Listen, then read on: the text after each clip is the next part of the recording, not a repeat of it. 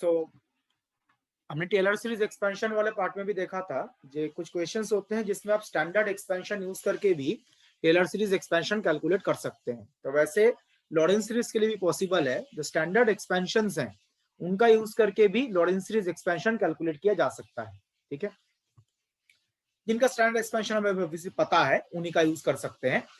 तो उसके रिलेटेड कुछ क्वेश्चन डिस्कस करते हैं। First question is this, function हमारे पास ये है 1 minus cos 2z by z to the power 5। ठीक है, 1 minus cos 2z by z to the power 5, इसका एक्सपेंशन z इक्वल टू 0 के अबाउट है। तो अब बताइए, अगर z इक्वल टू 0 के अबाउट एक्सपेंशन है, ठीक है, तो किसके पावर्स आएंगे? z के। पॉजिटिव है नेगेटिव है, जो भी पावर्स आएंगे वो z के पावर्स आएंगे। लॉरेंस सीरीज है तो नेगेटिव पावर आना जरूरी है, तो पावर्स ऑफ z। ठीक है, तो इसमें क्या हम डायरेक्ट सीरीज एक्सपेंशन यूज कर सकते हैं या कुछ चेंजेस करने पड़ेंगे? डायरेक्ट कर सकते हैं, बिकॉज जो cos 2z है उसके एक्सपेंशन में भी z के पावर्स ही आते हैं। तो हमारे पास फंक्शन है 1 माइनस cos 2z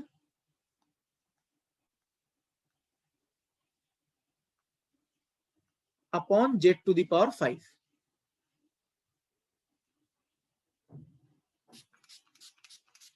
ठीक है, ये फंक्शन है।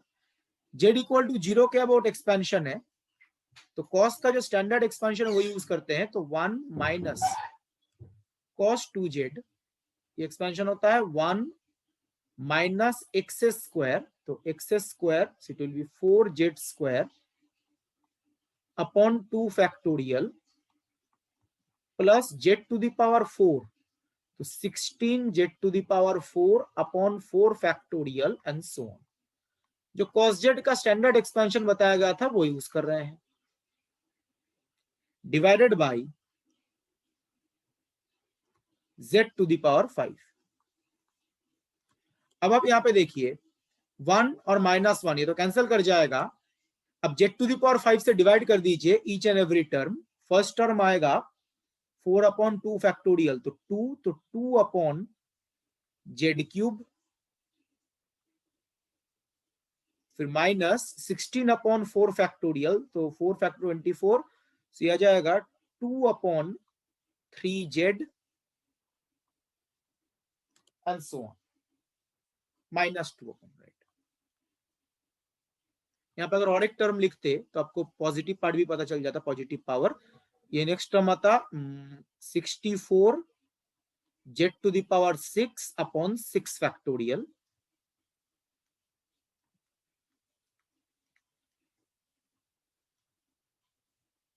इसका नेक्स्ट टर्म आता plus 64 upon 6 factorial.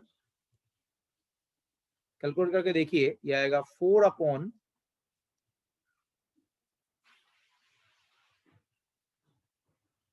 45 z to the z। Just term by term z to the power 5 से डिवाइड कर दीजिए, ये आ जाएगा। And this is nothing but the Lorentz series expansion of the given function about z equal to 0. Since हमें cos z का standard expansion पता है, तो उसी को यूज करके हम गिवन फंक्शन का Lorentz series एक्सपेंशन कैलकुलेट कर सकते हैं। और अब देखिए, इसमें दो टर्म में नेगेटिव पावर आया है, तो ये क्या है? This is the principal part of the Lorentz series expansion.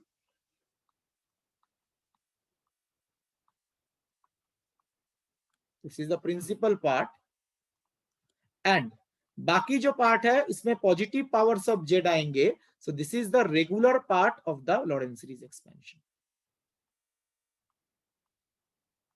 तो पहले दो टर्म में नेगेटिव पावर है तो वो प्रिंसिपल पार्ट है, और बाकी में पॉजिटिव पावर्स आएंगे तो ये रेगुलर पार्ट है। तो इस तरीके से हम Lorentz series एक्सपेंशन कैलकुलेट कर सकते हैं using standard expansion. Clear everyone? Yes, sir. Yes, sir. Now जैसे इस क्वेश्चन में z इक्वल टू 0 के अबाउट एक्सपेंशन था, तो हमने डायरेक्ट एक्सपेंशन यूज कर लिया। cos 2z का डायरेक्ट एक्सपेंशन डिवाइड किया, आंसर पता चल गया।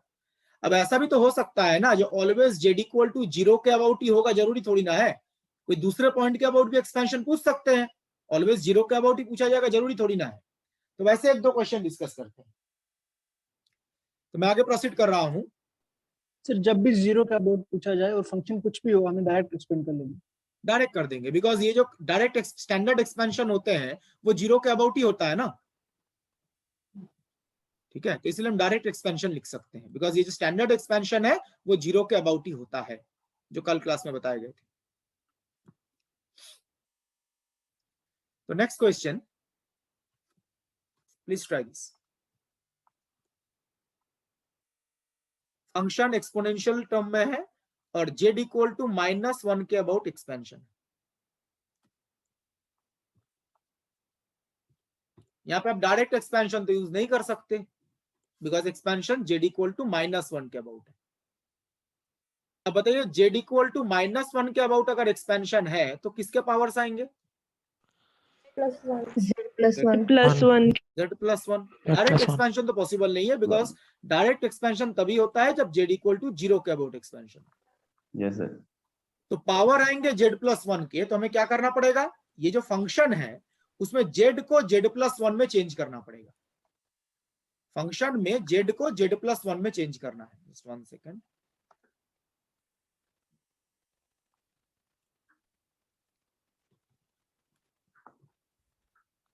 तो फंक्शन हमारे पास है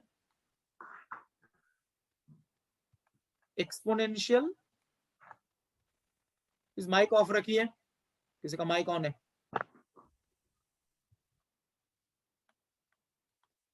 ये फंक्शन हमारे पास है, तो इसको हमें क्या करना पड़ेगा, Z+1 के टर्म्स में चेंज करना पड़ेगा, बिकॉज Z+1 का पावर आना चाहिए।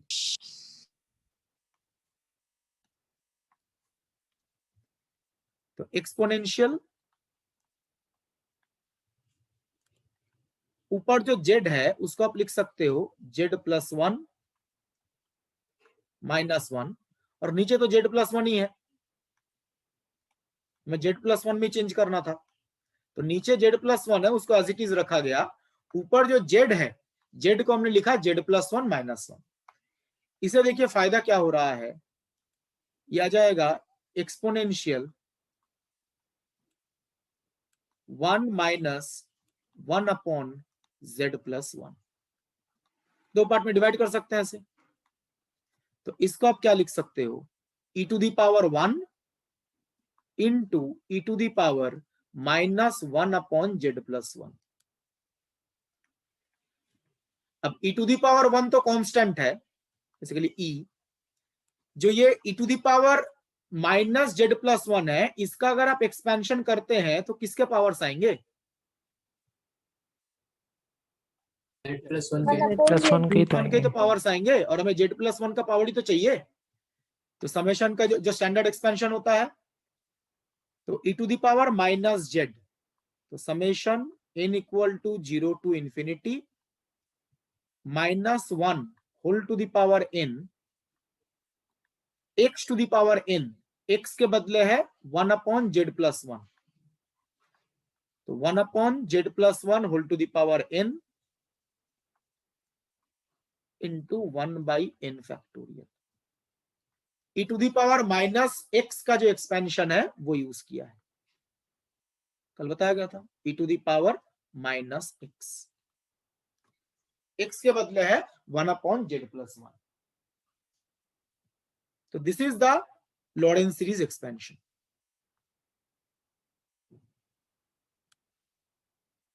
इसमें क्वेश्चन में चेंज ये था कि z इक्वल टू 0 के अबाउट नहीं था। अगर z इक्वल टू 0 के अबाउट कुछ होता तो हम नॉर्मली डायरेक्ट एक्सपेंशन कैलकुलेट करते हैं, बट यहाँ पे z इक्वल टू -1 के अबाउट है, तो पहले फंक्शन को Z+1 में चेंज करना पड़ेगा। z इक्वल टू -1 होने का मतलब है Z+1 का पावर आएगा, तो पहले फंक्शन को Z+1 में चेंज करेंगे, फिर स्टैंडर्ड एक्सपेंशन यूज करेंगे।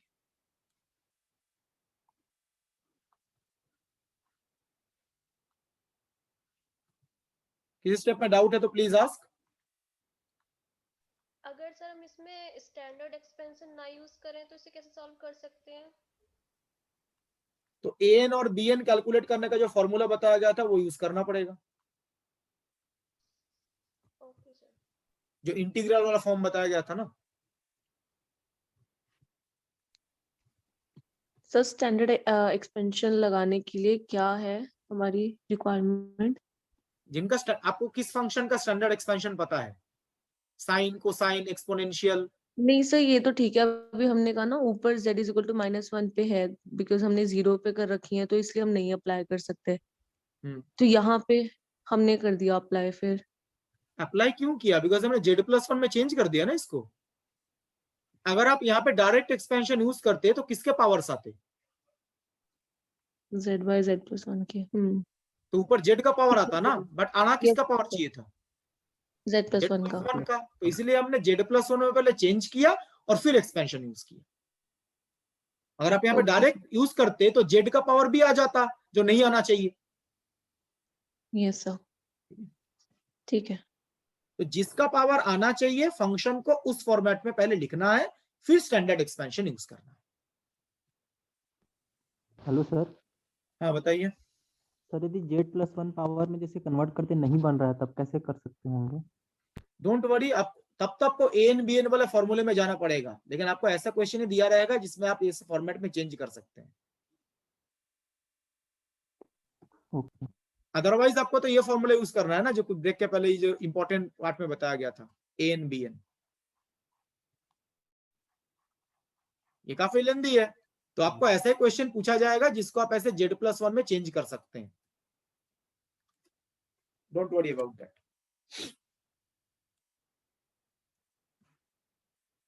ठीक है, मैं आगे प्रोसीड कर रहा हूं।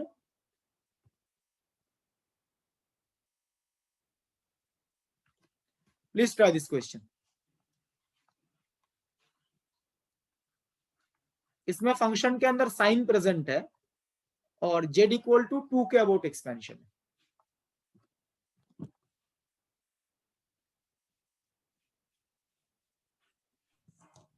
तो सेम टेक्निक जो पिछले क्वेश्चन में यूज किया, सिंस z इक्वल टू 2 के अबाउट एक्सपेंशन हैं, तो किसके पावर्स आएंगे? z -2। तो z-2 का पावर आएगा, बिकॉज z इक्वल टू 2 के अबाउट एक्सपेंशन है, z-2 का पावर। ठीक है, तो पहले हमें फंक्शन को z-2 के फॉर्म में चेंज करना पड़ेगा, फिर एक स्टैंडर्ड एक्सपेंशन। तो f of z is sine z² -4z upon z-2 whole square. ये था। ठीक है, तो यहां पे आप देखिए जो डिनोमिनेटर है उसमें चेंज करने का कोई जरूरत है? डिनोमिनेटर में नो सर, नो सर। ठीक है, तो z-2 होल स्क्वायर इसका एज इट इज रखते हैं।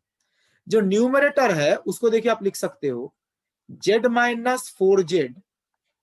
अगर आप इसके साथ 4 ऐड कर देते हो तो ये परफेक्ट स्क्वायर बन जाएगा। Yes sir. और बैलेंस करने के लिए -4, तो बेसिकली +4 -4 ये किया। तो आप देखिए ये जो z² -4z + 4 है, z² -4z + 4, ये क्या बन जाएगा? z-2 whole square. z-2 whole square. तो इसको अगर आप दो पार्ट में डिवाइड करते हैं तो ये आएगा sine 1 - 4 upon z-2 whole square. देखिए फंक्शन जो है वो z-2 के टर्म्स में चला है। ऐसा आपको ऐसा ही फंक्शन दिया जाएगा जिसको आप चेंज कर सकते हैं, अदरवाइज ये काफी लेंदी कैलकुलेशन है। अगर ऐसे चेंज नहीं कर सकते ना आसानी से तो काफी लेंदी कैलकुलेशन होगा। तो क्वेश्चन ऐसे फ्रेम किया जाएगा जिसको आप कुछ प्लस माइनस करके ऐसे चेंज कर सकते हैं। आपको z-2 का पावर चाहिए तो z-2 के फॉर्म में आ जाएगा ये। अब बताइए फॉर्मेट क्या है? Sine a - b। ये क्या है? Sine a - b। Sine a - b का फॉर्मूला है sine a cos b cos a sin b। तो sine a cos b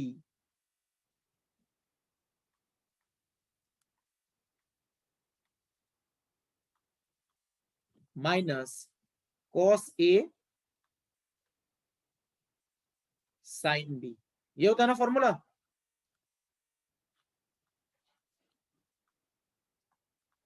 yes sir. तो आप देखिए इससे फायदा ही हुआ है, फंक्शन z-2 में आ गया है। नाउ आप ये जो साइन और कोसाइन है, this cosine term and this sine term, इन दोनों के बदले क्या यूज कर सकते हैं? स्टैंडर्ड एक्सपेंशन है। ये साइन 1 और कॉस 1 तो कांस्टेंट है कुछ, तो साइन 1 को एज इट इज रखेंगे। साइन 1 जो कोसाइन टर्म है, कोसाइन का एक्सपेंशन पता है हमें, summation over n from 0 to infinity -1 whole to the power n, z to the power 2n होता है, तो ये होगा 4 to the power 2n upon z minus 2 whole square है, तो ये होल टू द पावर क्या हो जाएगा? 4n। कॉस के एक्सपेंशन में ऑलरेडी 2n होता है, यहाँ पे 2 है तो 2 फिर उसके पावर में 2n, तो 4n आ जाएगा। And second part minus cos 1, sine का एक्सपेंशन यूज कीजिए, में 2n फैक्टोरियल भी आएगा। बिल्कुल बिल्कुल बिल्कुल सही, 2n फैक्टोरियल।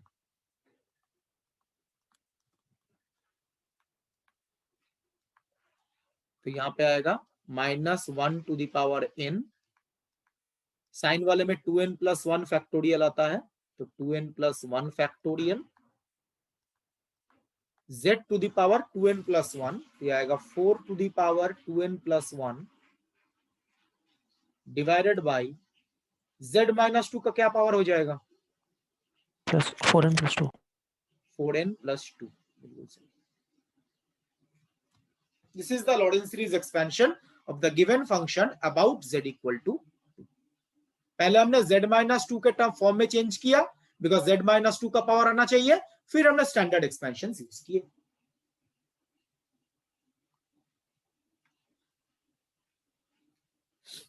इस स्टेप में कोई डाउट है? एनीवन?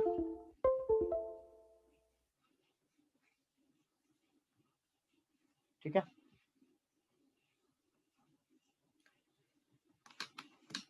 नाउ अभी कुछ देर पहले, जो ब्रेक के पहले हमने क्वेश्चन डिस्कस किया था, जो लॉरेंस सीरीज एक्सपेंशन गिवन है तो रीजन ऑफ कन्वर्जेंस कैसे कैलकुलेट किया जाता है, उसके लिए हम रेशियो टेस्ट का यूज करते हैं। लॉरेंस सीरीज एक्सपेंशन गिवन है और रीजन ऑफ कन्वर्जेंस कैलकुलेट करना है तो हम रेशियो टेस्ट का यूज करते हैं। ठीक है, नाउ सपोज क्वेश्चन में जस्ट एक फंक्शन गिवन है, बोला गया इसका लॉरेंस सीरीज एक्सपेंशन करो और रीजन ऑफ कन्वर्जेंस कैलकुलेट करो। रीजन मेंशन नहीं किया गया है, तो रीजन जब मेंशन नहीं किया जाता तो हम कौन सा रीजन कंसीडर करते हैं? Nearest region. जो नियरेस्ट रीजन होता है जेड नॉट से, तो जेड नॉट से जो नियरेस्ट रीजन होता है वो कंसीडर करते हैं। तो उसी के related radius and region of convergence of Laurent's series expansion, question में अगर रेडियस रीजन ऑफ कन्वर्जेंस नहीं गिवन है, जस्ट पूछा गया लॉरेंस सीरीज एक्सपेंशन का रीजन ऑफ कन्वर्जेंस कैलकुलेट कीजिए, आपको क्या गिवन है? फंक्शन गिवन है। ठीक है, फंक्शन गिवन है, तो क्या स्टेप्स फॉलो करेंगे? देखिए, ये टेलर सीरीज जैसा ही है। पहले क्या कैलकुलेट करना है? Find the points z1 z2 z3 eight which complex function is not analytic. ये हम लॉरेंस सीरीज के लिए रीजन ऑफ कन्वर्जेंस कैसे कैलकुलेट करेंगे वो डिस्कस कर रहे हैं। तो फर्स्ट स्टेप, जो फंक्शन है उसका सिंगुलर पॉइंट हम कैलकुलेट करेंगे,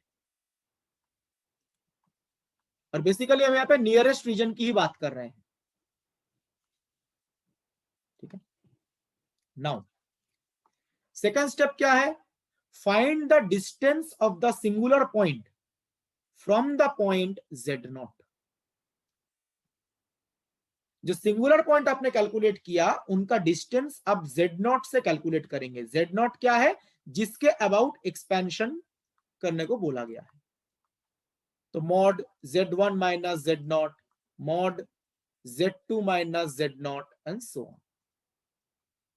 तो जो सिंगुलर पॉइंट्स हैं उनका डिस्टेंस कैलकुलेट करेंगे z नॉट से। आपको याद है टेलर सीरीज में हम क्या कर रहे थे? टेलर सीरीज में रेडियस कैसे कैलकुलेट कर रहे थे? D minimum. डी मिनिमम, जो मिनिमम डिस्टेंस आ रहा था उसको हम बोलते थे रेडियस ऑफ कन्वर्जेंस। यहां पे आप देखो, यहां पे जो लॉरेंस सीरीज है उसका रीजन ऑफ कन्वर्जेंस डिस्क आता है या एनुलस आता है? Annulus. एनुलस आता है। एनुलस में कितने रेडियस होंगे, एक या दो या तीन? दो होंगे, इनर रेडियस आउटर रेडियस। तो कैसे डिसाइड किया जाता है, जो मिनिमम डिस्टेंस है, minimum distance will be the inner radius of the region of convergence, and जो सेकेंड मिनिमम डिस्टेंस होगा it will be the outer radius of the region of convergence. Region of convergence annulus shape का होता है। Annulus मतलब दो circles होंगे, दो circle के बीच का रीजन, तो एक इनर रेडियस होगा, एक आउटर रेडियस होगा। जो मिनिमम डिस्टेंस होगा वो इनर रेडियस, जो सेकंड मिनिमम डिस्टेंस होगा वो आउटर रेडियस, किसका, जो एनुलस है। तो टेलर सीरीज में जस्ट मिनिमम डिस्टेंस से काम चल जाता है, बिकॉज वहां पे डिस्क आता है। इस केस में inner radius outer radius calculate करना पड़ेगा, बिकॉज यहां पे जो रीजन ऑफ कन्वर्जेंस है वो एनुलस शेप का है। तो मिनिमम डिस्टेंस होगा inner radius, second minimum distance होगा आउटर रेडियस। हम यहाँ पे सेकंड मिनिमम डिस्टेंस क्यों ले रहे हैं, बिकॉज हम नियरेस्ट रीजन की बात कर रहे हैं। ध्यान रखिएगा, क्वेश्चन में जब कुछ रीजन गिवन नहीं होता तो हम क्या करते हैं, नियरेस्ट रीजन की बात करते हैं। और ये तरीका हम कब अप्लाई करेंगे, जब आपको फंक्शन गिवन है, सीरीज पता नहीं, जस्ट फंक्शन गिवन है। अगर सीरीज पता होता है तब तो हम रेशियो टेस्ट का यूज करते हैं। इफ फंक्शन इज गिवन, अगर लॉरेंस सीरीज गिवन है तब तो रेशियो टेस्ट का यूज करेंगे, जैसे हमने क्वेश्चन डिस्कस किया था नेट का। फंक्शन गिवन है तो इस तरीके से हम रेडियस और रीजन ऑफ कन्वर्जेंस कैलकुलेट कर सकते हैं। यहां पे बेसिकली दो रेडियस है, ठीक है, inner radius outer radius. Steps clear है एवरीवन?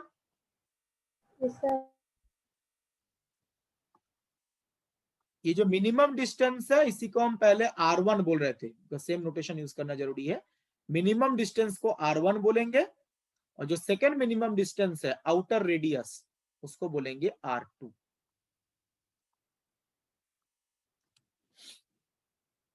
तो क्वेश्चन डिस्कस करते हैं इसके ऊपर।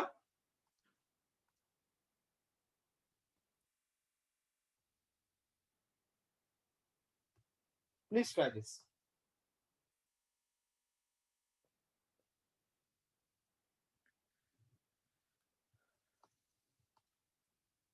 क्वेश्चन में पूछा गया है, for which of the following function Laurent's series about the origin has largest region of convergence. जो चार ऑप्शन में चार फंक्शंस गिवन है, इनका लॉरेंस सीरीज एक्सपेंशन कैलकुलेट करना है। किस पॉइंट के अबाउट, अबाउट द ओरिजिन।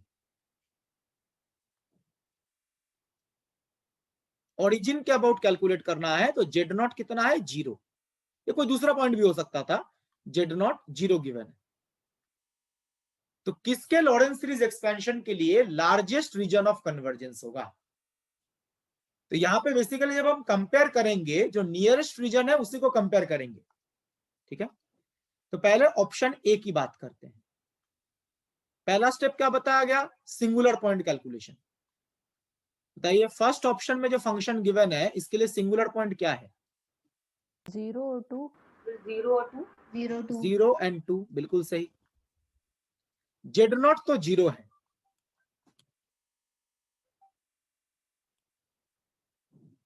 जो जेड नॉट है that is 0, that is all right.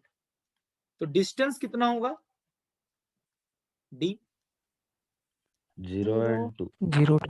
0 2। तो बताया गया था जो मिनिमम डिस्टेंस होता है वो इनर रेडियस, और जो सेकेंड मिनिमम डिस्टेंस होता है वो आउटर रेडियस, R1 R2। तो ऑप्शन ए में जो गिवन है इसके लिए देखिए क्या आएगा, R1 to R2। सर्कल का सेंटर जो है वो 0 पे है। This is the region of convergence for the first option, 0 to 2। ऐसे अगर आप बाकी ऑप्शंस का चेक करें, सेकंड ऑप्शन देखिए, मैं सेकंड का बता देता हूं, बाकी आप कैलकुलेट कर लीजिएगा। सेकंड ऑप्शन में जो फंक्शन है इसके सिंगुलर पॉइंट्स क्या क्या है, 0. एक ही पॉइंट है ना, सिंगुलर पॉइंट 0। 0. और जेड नॉट भी कितना है, 0 0 तो डिस्टेंस क्या आएगा? 0 0 तो बताइए, अगर एक ही डिस्टेंस आता है तो ये मिनिमम डिस्टेंस है। मिनिमम मिनिमम डिस्टेंस को क्या बोलेंगे? R1। R1 R1 तो जब ऐसे एक ही सिंगुलर पॉइंट है तो जिसमें डिस्टेंस 0 आ रहा है मिनिमम, सेकंड मिनिमम क्या लेंगे तब? इनफाइनाइट इनफाइनाइट इनफाइनाइट, बिल्कुल सही। 0 से इंफिनिटी। जब एक ही डिस्टेंस आता है तो सेकंड मिनिमम डिस्टेंस होगा इंफिनिटी, तो 0 टू इंफिनिटी। तो सेकंड ऑप्शन में जो फंक्शन गिवन है उसके लिए रीजन ऑफ कन्वर्जेंस ये है। ऐसे ही आप थर्ड और फोर्थ ऑप्शन के लिए कैलकुलेट करके बताइए क्या आ रहा है। और लार्जेस्ट पूछा गया, किसके लिए लार्जेस्ट होगा?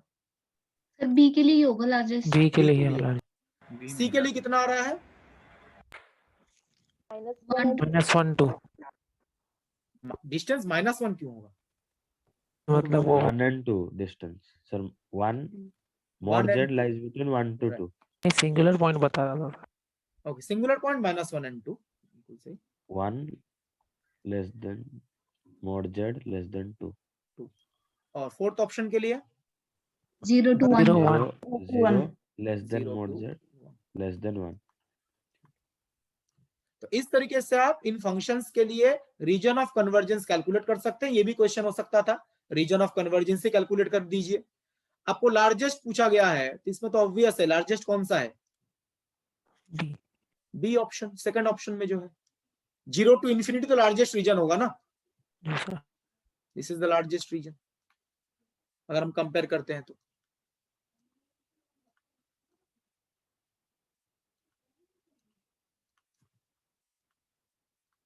तो सेकंड ऑप्शन करेक्ट है। सेकंड ऑप्शन में जो लॉरेंस सीरीज एक्सपेंशन होगा उसमें लार्जेस्ट रीजन ऑफ कन्वर्जेंस है। हाँ बताइए सर, अगर कहीं पे e to the power infinity बन जाए हम्म। तो सर उसको सिंगुलर पॉइंट ट्रीट करेंगे या नहीं करेंगे? हाँ बिल्कुल करेंगे। जैसे सर अगर हमारा e to the power 1/1 plus z है तो z इज इक्वल टू -1 पे e to the power infinity बन रहा है, तो सर वहां पे सिंगुलर पॉइंट एग्जिस्ट करेगा ना? फंक्शन क्या है? 1 upon e to the power 1/1 plus z। हाँ बिल्कुल करेगा, वहां पे इंफिनिटी नहीं आएगा, और दूसरा कुछ बनेगा वो चेक करना पड़ेगा। बिल्कुल, e to the power infinity is infinity, तो जहां पे e to the power infinity बनेगा वो सिंगुलर पॉइंट में आएगा। और कोई क्वेश्चन इसमें? एनीवन?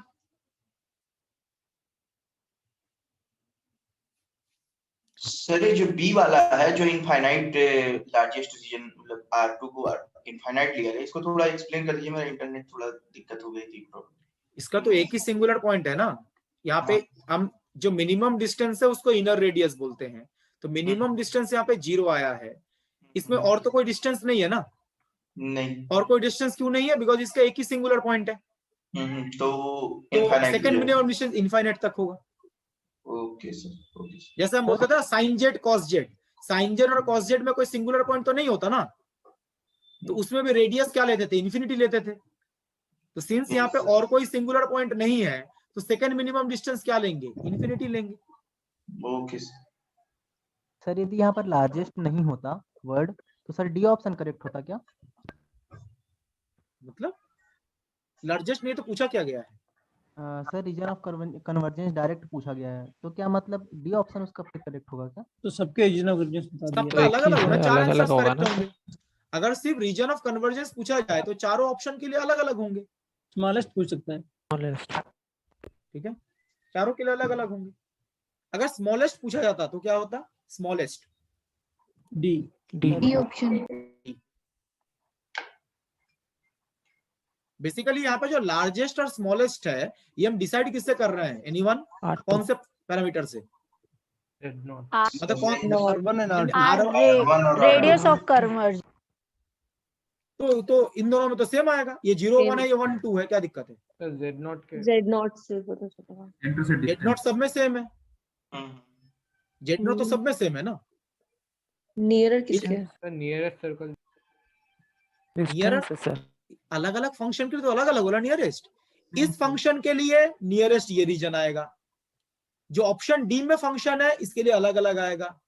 ये लार्जेस्ट स्मॉलेस्ट कौन से ज्योमेट्रिकल क्वांटिटी से डिसाइड कर रहे हैं? Geometrical quantity. सर्कुलर एनुलस है ना, तो एरिया की बात नहीं करेंगे, यहाँ पे रीजन बिल्कुल सही, एरिया की बात कर रहे हैं हम यहाँ पर। अब चेक करके देखो, इसके लिए जो एरिया आएगा, इसके लिए एरिया और कम आएगा। सर्कुलर एनुलस का एरिया कैसे कैलकुलेट करते हैं? सर इनर का area outer area minus inner outer area. Minus inner. बिल्कुल। तो यहाँ पे जो लार्जेस्ट स्मॉलेस्ट बता रहे हैं वो एरिया के रेस्पेक्ट में बता रहे हैं। इस वाले केस में देखिए 3 पाई आएगा। और अगर हम ऑप्शन डी में एरिया कैलकुलेट करें, जो एनुलस है उसका एरिया कितना है, उसमें जस्ट पाई आएगा। तो स्मॉलेस्ट का मतलब मिनिमम एरिया, लार्जेस्ट का मतलब मैक्सिमम एरिया। तो यहाँ पे जो स्मॉलेस्ट लार्जेस्ट बता रहे हैं वो एरिया के रेस्पेक्ट में बता रहे हैं, ये ध्यान रखिएगा। जेड नॉट के रेस्पेक्ट ऐसा कुछ नहीं, एरिया के रेस्पेक्ट में स्मॉलेस्ट लार्जेस्ट है। मैक्सिमम एरिया है तो लार्जेस्ट, मिनिमम एरिया है तो स्मॉलेस्ट।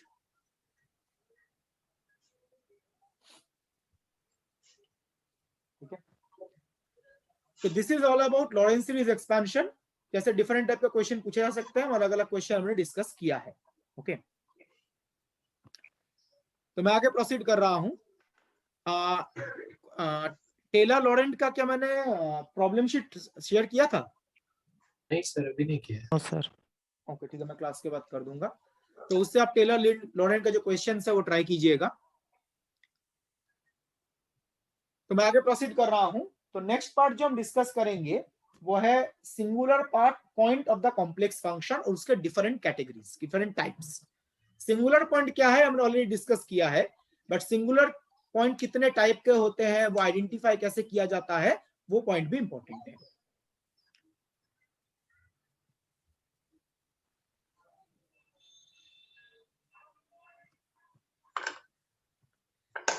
तो next, singular points of complex function. तो सिंगुलर पॉइंट का मतलब क्या होता है? सिंगुलर पॉइंट का मतलब है फंक्शन जहां पे एनालिटिक नहीं है। Yes. Points at which function is not analytic are said to be the singular points of the function। जहां पे एनालिटिक नहीं है। हाँ, प्लीज म्यूट रखिए। ना नॉर्मली जिस टाइप के फंक्शन के साथ हम डील करते हैं, ऑलरेडी हमने कुछ एग्जांपल डिस्कस किए हैं, तो उनके एग्जांपल में बता देता हूं। जैसे सपोज फंक्शन जो है ये इस फॉर्मेट का है, phi z upon g z, ऐसे डिवीजन के फॉर्म में है, phi z upon g z. ये फंक्शन कब एनालिटिक नहीं होता? जब जी जेड 0 बनेगा। This function is not analytic if denominator equal to 0। Denominator अगर 0 होता है तो ये फंक्शन एनालिटिक नहीं होगा। यहां से हम सिंगुलर पॉइंट कैलकुलेट करते हैं। ऐसे हमने एग्जांपल बहुत सारे देखे हैं, मोस्ट ऑफ देम इसी फॉर्मेट के होते हैं। जी ऑफ जेड को 0 करते हैं और फिर बोलते हैं एनालिटिक नहीं है ना। कुछ फंक्शंस हैं जो इस फॉर्मेट के हो सकते हैं, f of z is equal to sine upon plus और minus 1 upon z minus z not whole to the power n, या cos ऑफ दिस। ये एक्सपोनेंशियल भी हो सकता है।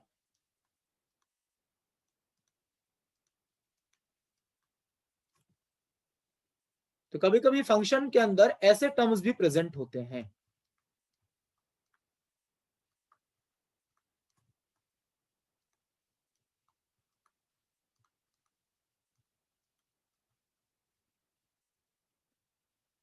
इस टाइप के फंक्शन में हमें क्या देखना है, ये फंक्शन कब एनालिटिक नहीं होगा? जो ये ब्रैकेट के अंदर गिवन है, ये बेसिकली तो एंगल ही है ना, sine of something, cos of something, exponential of something. ये ब्रैकेट के अंदर जो टर्म है, जो ए एंगल है, ये एंगल जिस पॉइंट पे डिफाइंड नहीं होगा उस पॉइंट पे उसका साइन भी डिफाइंड नहीं होगा। रिपीट कर रहा हूं, ये जो एंगल है 1 upon z minus z naught whole to the power n, ये एंगल जिस पॉइंट पे डिफाइंड नहीं होगा उसका साइन, कोसाइन, एक्सपोनेंशियल भी डिफाइंड नहीं होगा। मतलब फंक्शन एनालिटिक नहीं होगा। तो this type of functions is not analytic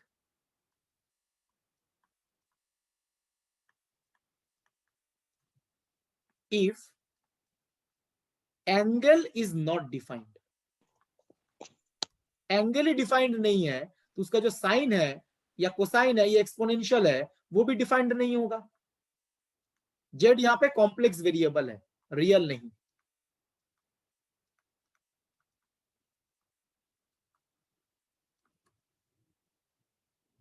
तो एंगल कहां पे डिफाइंड नहीं होगा?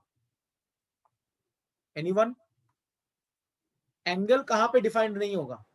Z equals Z Z naught. equal to Z 0. Equal to Z naught पे। Z equal to Z तो naught. इस टाइप के टर्म्स अगर रहते हैं जहां पे एंगल डिफाइंड नहीं होगा वहां पे फंक्शन एनालिटिक नहीं होगा, और उन्हीं पॉइंट्स को हम बोलेंगे सिंगुलर पॉइंट्स। जैसे यहाँ पे Z equal to Z naught पे ये एंगल डिफाइंड नहीं है तो फंक्शन एनालिटिक नहीं होगा, तो Z equal to Z naught will be the singular point. न कुछ जगह पे फंक्शन में लॉग के टर्म्स भी रहते हैं, फंक्शन में लॉग रहे। लॉग के लिए तो हमने पहले भी डिस्कस किया था, ये सिंगुलर पॉइंट कैसे कैलकुलेट करते हैं। Log of something, suppose log of some function,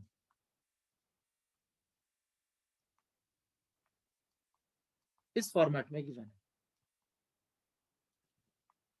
तो जो log ऑफ phi z है ये फंक्शन कब एनालिटिक नहीं होगा? Z equal to Z equal to zero. 0. phi z जब जीरो है, because log zero not defined होता है, तो it will be not analytic if phi of z equal to 0।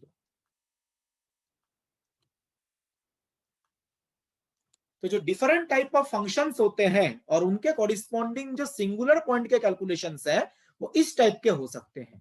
Most of them इसी format के होंगे, phi by g, most of the functions इस format में है। तो जब डिनोमिनेटर जीरो बन जाएगा, g ऑफ z जीरो बन जाएगा, तो फंक्शन एनालिटिक नहीं होगा। अगर ऐसे साइन कोसाइन इस फॉर्मेट में रहता है, जब एंगल नॉट डिफाइंड है तब फंक्शन एनालिटिक नहीं होगा। और अगर लॉग के फॉर्म में रहता है, लॉग phi z अगर जीरो बन जाता है तो लॉग जीरो डिफाइंड नहीं होता। तो लॉग ऑफ phi z इस फॉर्मेट में अगर रहता है तो फंक्शन कब एनालिटिक नहीं होगा? जब phi z जीरो है। इस टाइप के फंक्शन के साथ ही हम डील करते हैं, और सिंगुलर पॉइंट के लिए ये कंडीशन अप्लाई किया जाएगा। ठीक है, ये क्लियर है तीनों point everyone? Yes, Yes, sir. sir. तो मैं आगे प्रोसीड कर रहा हूं। सिंगुलर पॉइंट के डिफरेंट टाइप्स।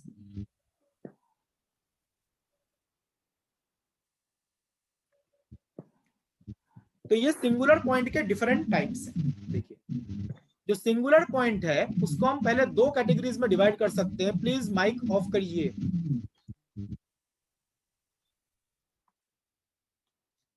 जो सिंगुलर पॉइंट है उसको दो कैटेगरीज में हम डिवाइड कर सकते हैं।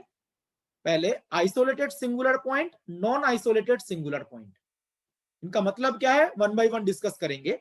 तो सिंगुलर पॉइंट को हम दो कैटेगरीज में पहले डिवाइड करते हैं, isolated singular point and non isolated singular point. जो आइसोलेटेड सिंगुलर पॉइंट है उनको हम तीन कैटेगरीज में डिवाइड कर सकते हैं, essential singular point, non essential singular point और pole and removable singular points. तो पहले सिंगुलर पॉइंट को दो कैटेगरीज में, isolated singular point, non isolated singular point. फिर आइसोलेटेड सिंगुलर पॉइंट को तीन कैटेगरीज में, essential, non essential and removable singular point. और जो नॉन आइसोलेटेड सिंगुलर पॉइंट होता है वो एक ही टाइप का होता है, एसेंशियल सिंगुलर पॉइंट। इसके एक ही कैटेगरीज है। अगर नॉन आइसोलेटेड है तो वो एसेंशियल सिंगुलर पॉइंट ही होता है। इनका मतलब क्या है एक्सप्लेन करेंगे, कैसे आइडेंटिफाई किया जाता है। तो ये कैटेगरीज है सिंगुलर पॉइंट्स के। ठीक है, आइसोलेटेड, नॉन आइसोलेटेड। आइसोलेटेड है तो essential, non essential, removable. Non isolated है तो सिर्फ एसेंशियल टाइप ही होगा। तो नेक्स्ट हम वन बाय वन डिस्कस करेंगे इन सिंगुलर पॉइंट्स को आइडेंटिफाई कैसे किया जाता है, अलग अलग फंक्शन के लिए इनको आइडेंटिफाई कैसे करते हैं। तो पहले हम डिस्कस करेंगे isolated and non isolated singular point कैसे आइडेंटिफाई किया जाता है, उनका मतलब क्या है, आइसोलेटेड एंड नॉन आइसोलेटेड। तो मैं आगे प्रोसीड कर रहा हूं।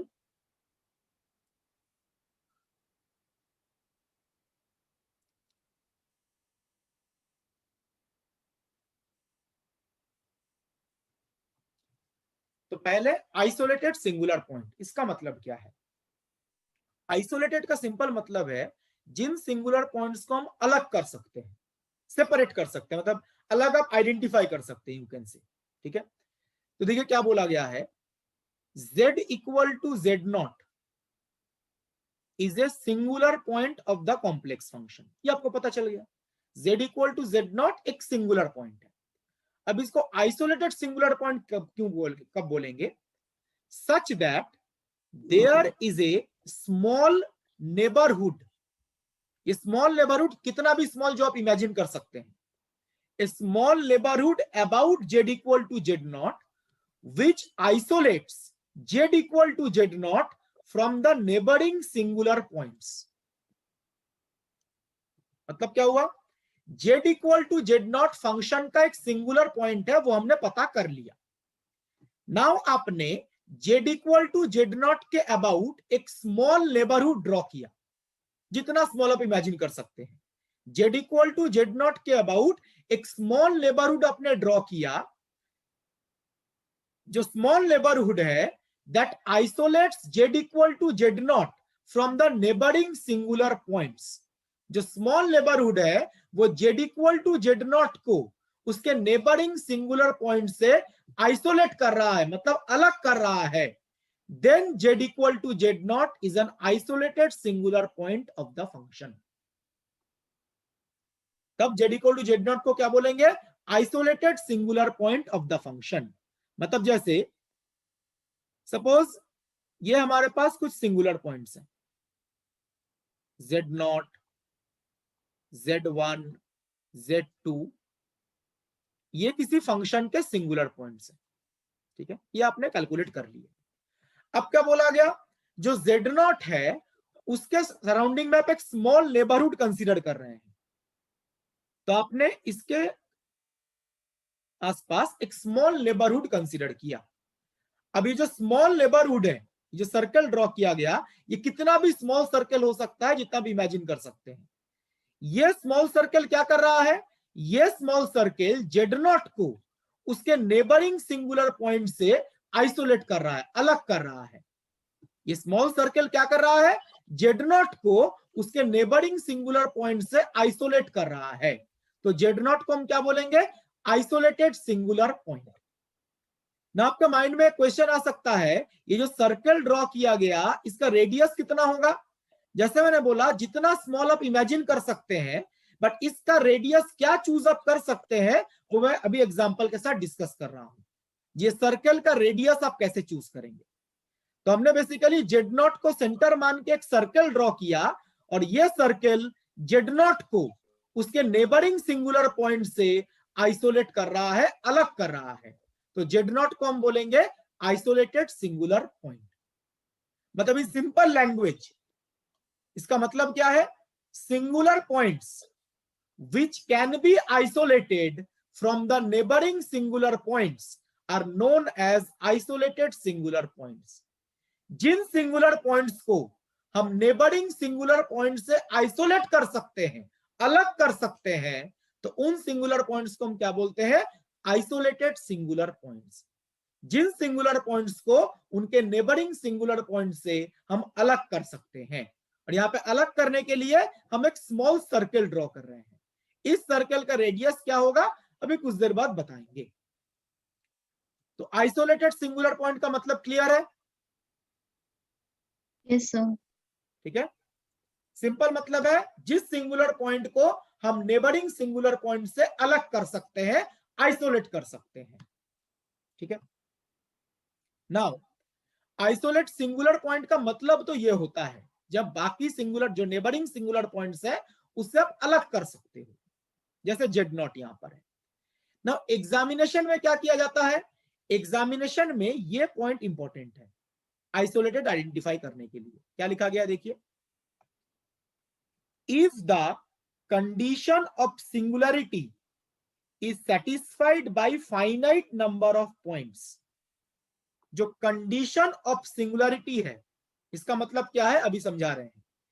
If the condition of singularity is satisfied by finite number of points, then those singular points will be isolated in nature. Condition of singularity को अगर finite number of point satisfy कर रहा है, 2 3 4 5 finite number of point satisfy कर रहा है, तो वो singular points always isolated nature के ही होंगे। जैसे यहां पे बताइए कितने सिंगुलर पॉइंट्स हैं, यहां पर 3 सिंगुलर पॉइंट्स है, तो तीनों ही आइसोलेटेड सिंगुलर पॉइंट्स होंगे। If the condition of singularity is satisfied bye finite number of points, condition of singularity को अगर finite number of point satisfy करता है तो वो आइसोलेटेड ही होंगे। जैसे यहाँ पे 3 सिंगुलर पॉइंट्स थे, तो 3 मतलब फाइनाइट नंबर, तो तीनों ही आइसोलेटेड सिंगुलर पॉइंट्स होंगे। Z0 भी आइसोलेटेड होगा, Z1 भी आइसोलेटेड होगा, Z2 भी आइसोलेटेड होगा। तो ये पॉइंट एग्जामिनेशन के लिए याद रखिएगा। ठीक है, एक एग्जांपल डिस्कस करते हैं तो क्लियर होगा। तो मैं आगे प्रोसीड कर रहा हूं।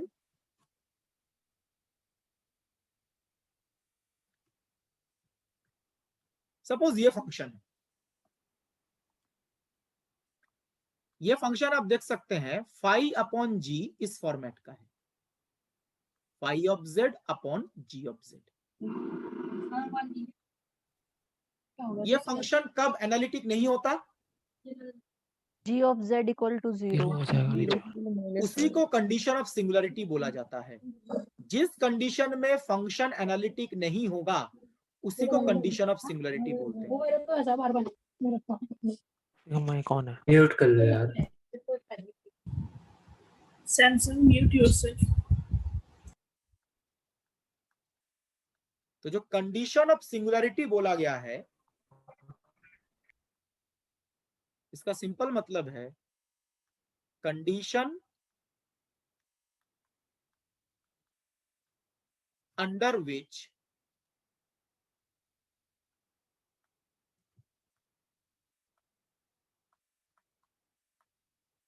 Function is not analytic. Function जिस कंडीशन में एनालिटिक नहीं है उसी को बोला जाता है condition of singularity. Not analytic मतलब सिंगुलर, एनालिटिक और सिंगुलर ऑपोजिट मीनिंग है इनका। सिंगुलर का मतलब नॉट एनालिटिक। तो जिस कंडीशन में फंक्शन एनालिटिक नहीं है उसी को हम बोलते हैं कंडीशन ऑफ सिंगुलरिटी। और जैसे बताया गया, इस टाइप के फंक्शन के लिए कंडीशन ऑफ सिंगुलरिटी होता है डिनोमिनेटर इक्वल टू 0। इसी को कंडीशन ऑफ सिंगुलरिटी बोलते हैं, because under this condition function is not analytic. तो बताइए, g ऑफ z है z+1 whole cube into z² + 4। इस कंडीशन को कितने डिफरेंट पॉइंट सेटिस्फाई कर रहे हैं?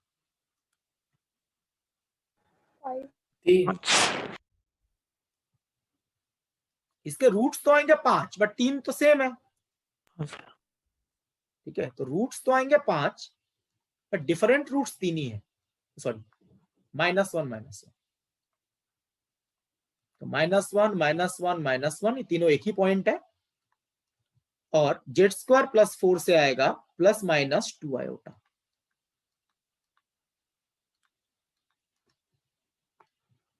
तो यहां पे बताइए, कंडीशन ऑफ सिंगुलरिटी को finite number of point satisfy कर रहे हैं या infinite? Finite number of points. तो यहाँ पे जो भी सिंगुलर पॉइंट आएगा वो आइसोलेटेड नेचर का ही होगा। एग्जामिनेशन में जस्ट आपको ऐसे आइडेंटिफाई करना है, फाइनाइट नंबर ऑफ पॉइंट्स है तो आइसोलेटेड। और बेसिकली यहाँ पे 3 डिस्टिंक्ट पॉइंट है। तो singular points z = -1, z = +2 iota and z = -2 iota. These are the 3 isolated singular points of the given function.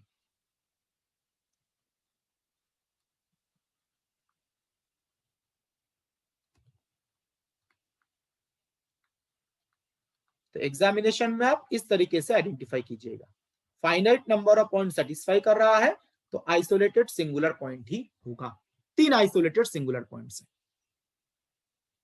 ठीक है, ये तो गया एग्जामिनेशन की बात। अब जो बोला गया था, जिनको आइसोलेटेड क्यों बोला जा रहा है, बिकॉज आप एक सिंगुलर पॉइंट को उसके नियरेस्ट सिंगुलर पॉइंट से आइसोलेट कर सकते हैं। आप एक सिंगुलर पॉइंट को उसके नियरेस्ट सिंगुलर पॉइंट से आइसोलेट कर सकते हैं। और आइसोलेट करने के लिए हम क्या ड्रॉ कर रहे थे, एक स्मॉल सर्किल ड्रॉ कर रहे थे। तो यहाँ पे इन तीनों को आइसोलेट बोलने का मतलब है आप इन तीनों पॉइंट्स को एक दूसरे से आइसोलेट कर सकते हैं। और आइसोलेट करने के लिए सर्किल ड्रॉ करना है। अब सर्किल का रेडियस कैसे चूज करेंगे वही डिस्कस करेंगे। मैं आगे प्रोसीड कर रहा हूं। आई थिंक यहां तक तो क्लियर है एवरीवन? Yes sir.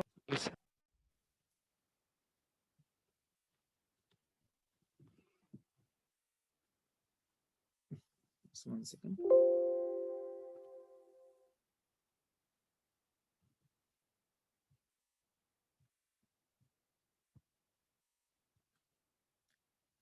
तो जो तीन सिंगुलर पॉइंट्स हैं उनको पहले कॉम्प्लेक्स आर्गेन प्लेन में ड्रॉ करते हैं।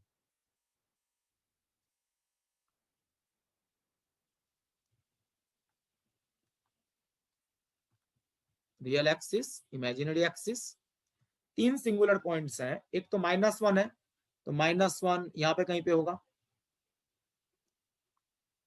Negative real axis. और बाकी दो थे ±2 आयोटा, तो 2 आयोटा यहां पे होगा।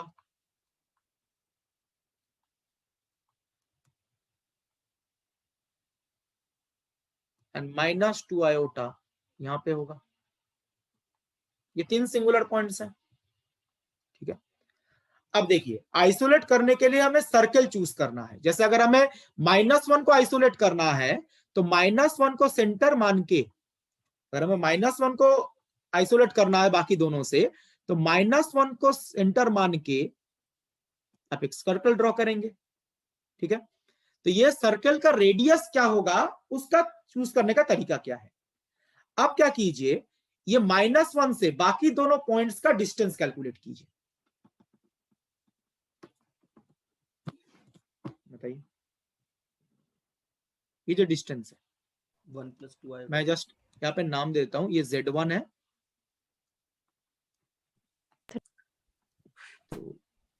Z1 √5 बिल्कुल सही। This is Z2 and this is Z3। तो हमें Z1 को Z2 और Z3 से आइसोलेट करना है। उसके लिए हम क्या करेंगे, Z1 से Z2 और Z3 का डिस्टेंस कैलकुलेट करेंगे। तो फॉर्मूला था मॉड Z1 - Z2 और दूसरा आएगा मॉड Z1 - Z3। दोनों डिस्टेंस सेम आ रहे हैं ना? Yes sir. लेकिन सेम आना जरूरी नहीं है, ध्यान रखिएगा। ऐसा नहीं कि इस क्वेश्चन में सेम आ रहा है सब में सेम आएगा, सेम नहीं भी आ सकता है। तो हमें किसको आइसोलेट करना था, Z1 को आइसोलेट करना था। तो हमने Z1 से Z3 और Z2 का डिस्टेंस कैलकुलेट कर लिया। इस केस में ये सेम आ गया, डिफरेंट भी आ सकता है। तो जो सर्कल चूज करेंगे ना, सर्कल का रेडियस क्या होना चाहिए, anyone? Less than √5। Less than D minimum. इस केस में √5 सेम है, इसलिए एक ही डिस्टेंस है। और ऐसा भी तो हो सकता था जो दो अलग अलग है 1 2 आ जाए, तो मिनिमम डिस्टेंस से कम होना चाहिए। तो जो सर्कल आप ड्रॉ करेंगे, स्मॉल सर्कल, उसका रेडियस D मिनिमम से कम होना चाहिए। तो यहाँ पे जो सर्कल ड्रॉ किया, स्मॉल सर्कल है, इसका रेडियस D मिनिमम से कम होना चाहिए। D मिनिमम इस केस में √5 है। तो इस तरीके से हम आइसोलेट करेंगे। अगर आपको Z2 को आइसोलेट करना है, ठीक है, तो Z2 से डिस्टेंस कैलकुलेट करेंगे और सर्कल का जो डिस्टेंस कैलकुलेट करेंगे और सर्कल का रेडियस मिनिमम डिस्टेंस से कम होना चाहिए, ठीक है। सपोज आप Z2 को आइसोलेट करना चाहते हैं, ठीक है, इसके लिए तो √5 है, D मिनिमम √5 है। तो Z1 को आइसोलेट करने के लिए जो सर्कल ड्रॉ करेंगे उसका रेडियस √5 से कम होना चाहिए। अगर हम Z2 की बात करें, Z2 में डिस्टेंस कितना है,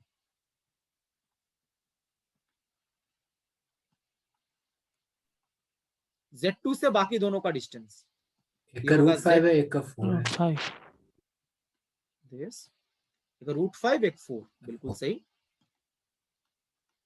तो इस केस में देखिए डिस्टेंस अलग अलग है, फर्स्ट का होगा रूट 5 और सेकंड का होगा 4, इसमें मिनिमम है रूट 5।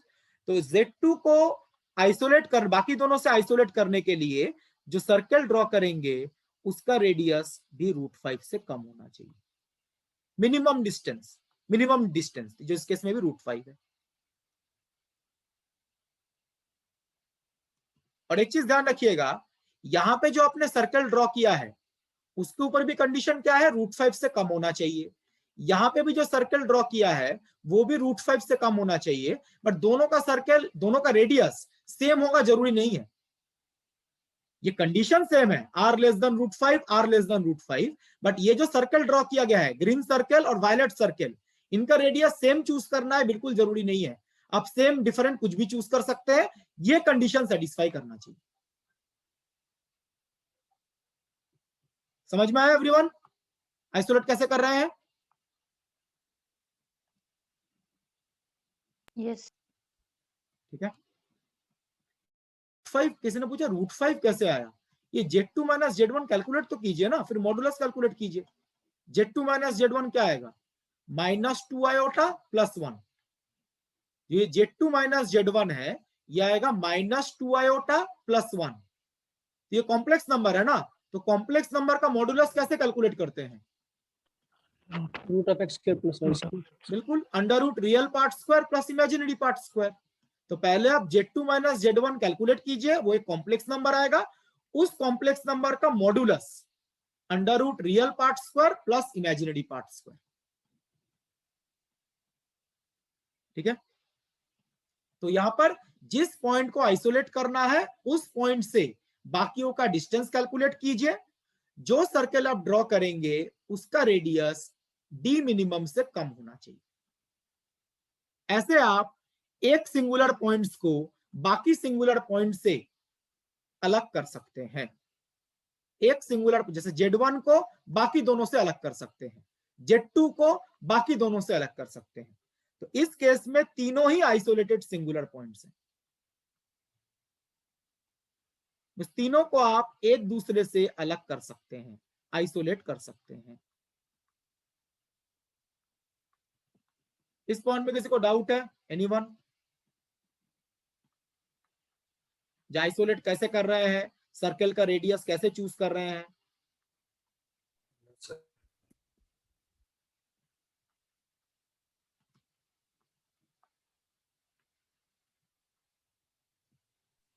कोई क्वेश्चन है तो प्लीज आस्क, अदरवाइज मैं आगे प्रोसीड करूंगा।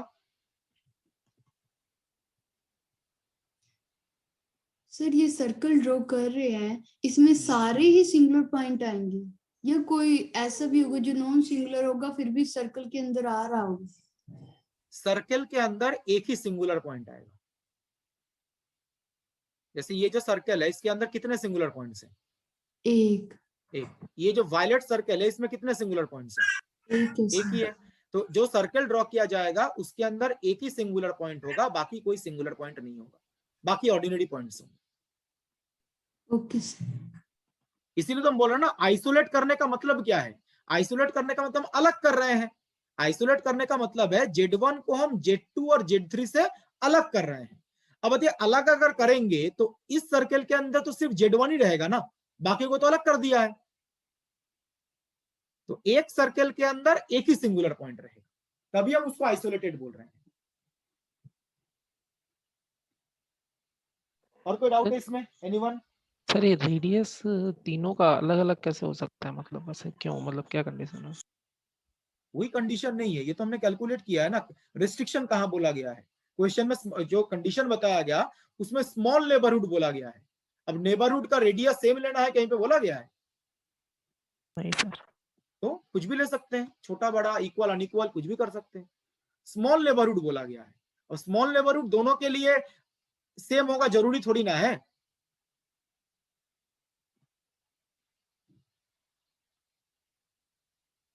इसने क्वेश्चन किया है कि थोड़ा सा आप लोग बेसिक कॉम्प्लेक्स नंबर की चीजें हैं, इसने बोला है जो कब जेड, जैसे इसने बोला है जेड, यहाँ पे मैंने Z2 माइनस Z1 लिया है और यहाँ पे मैंने Z1 माइनस Z2 लिया है। इसने क्वेश्चन किया है कि किसको आगे लेना है, कब कैसे समझेंगे। इसको भी आगे लो, डिस्टेंस तो सेम ही आएगा, दो पॉइंट के बीच में डिस्टेंस कैलकुलेट करना है। अब Z1 माइनस Z2 लो या Z2 माइनस Z1 लो, दोनों का मॉडुलस क्या अलग होता है? सेम होगा सर। सेम होगा, इसमें ऑर्डर में कोई फर्क नहीं पड़ेगा। अब Z1 माइनस Z2 लो या Z2 माइनस Z1 लो, मॉडुलस तो सेम ही आता है ना, और सेम तो आया भी है। ऊपर देखिए, यहाँ पे भी √5 है, यहाँ पे भी √5 है। तो Z1 माइनस Z2 लो या Z2 माइनस Z1 लो, मॉडुलस तो सेम ही होता है, मॉडुलस में थोड़ा ना कोई फर्क पड़ता है। और डिस्टेंस तो हम मॉडुलस से कैलकुलेट कर रहे हैं।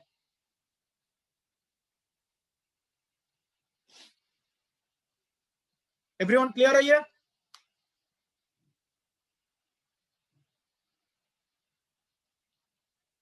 तो मैं आगे प्रोसीड कर रहा हूं। तो यहां पे हमने देखा इसको आइसोलेटेड सिंगुलर पॉइंट क्यों बोला जा रहा है। आइसोलेटेड सिंगुलर पॉइंट इसलिए बोला जा रहा है बिकॉज आप एक सिंगुलर पॉइंट को नेबरिंग सिंगुलर पॉइंट से आइसोलेट मतलब अलग कर सकते हैं। तो नॉन आइसोलेटेड का मतलब क्या होगा? नॉन आइसोलेटेड का मतलब होगा जब आप एक सिंगुलर पॉइंट को उसके नेबरिंग सिंगुलर पॉइंट से अलग नहीं कर पाएंगे। आप एक सिंगुलर पॉइंट को उसके नेबरिंग सिंगुलर पॉइंट से आइसोलेट नहीं कर पाएंगे।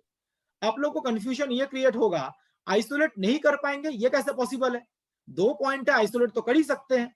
लेट्स चेक कि कब आइसोलेट नहीं कर पाएंगे। तो नॉन आइसोलेटेड सिंगुलर पॉइंट क्या डेफिनेशन है? If z equal to z0 is a singular point of the function, ये पता चल गया, and there is no such small neighborhood about z equal to z0 which isolates z equal to z0 from the neighboring singular points.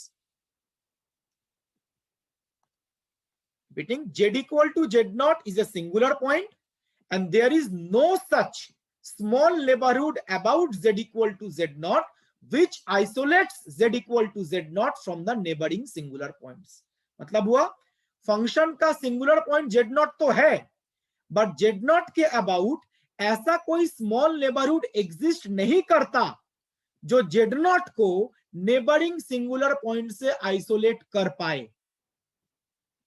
Basically हम isolate क्या कर कैसे रहे थे? हम Z0 को नेबरिंग सिंगुलर पॉइंट से आइसोलेट करने के लिए Z0 के अबाउट एक स्मॉल नेबरहुड ड्रॉ कर रहे थे जो सर्कुलर शेप का था। तो Z0 को नेबरिंग सिंगुलर पॉइंट से आइसोलेट करने के लिए हम एक स्मॉल सर्कल ड्रॉ कर रहे थे। यहां पे क्या बोला गया? Z0 सिंगुलर पॉइंट तो है, बट Z0 के सराउंडिंग में जो स्मॉल नेबरहुड है ऐसा कोई नेबरहुड एग्जिस्ट ही नहीं करता। मतलब जो स्मॉल सर्कल की बात की गई थी वो एग्जिस्ट ही नहीं करता, मतलब उसको हम ड्रॉ ही नहीं कर पाएंगे। इन दैट केस Z0 को क्या बोलेंगे? Non isolated singular point. Because अगर आप स्मॉल नेबरहुड ड्रॉ ही नहीं कर पा रहे हैं तो क्या आइसोलेट करना पॉसिबल होगा? पॉसिबल ही नहीं होगा, बिकॉज आइसोलेट करने के लिए स्मॉल नेबरहुड ड्रॉ करना पॉसिबल है। स्मॉल नेबरहुड अगर एग्जिस्ट नहीं करता तो आइसोलेट करना पॉसिबल नहीं होगा। तब z इक्वल टू z0 को क्या बोलेंगे? Non isolated singular point. आपको थोड़ा डाउट होगा क्यों पॉसिबल नहीं है ड्रॉ करना, अभी उसमें आ रहे हैं। ठीक है, स्मॉल नेबरहुड क्यों एग्जिस्ट नहीं करता, किस कंडीशन में आ रहे हैं उसमें। तो इसका सिंपल मतलब क्या हुआ? Singular points which cannot be isolated from the neighboring singular points are known as non-isolated singular point.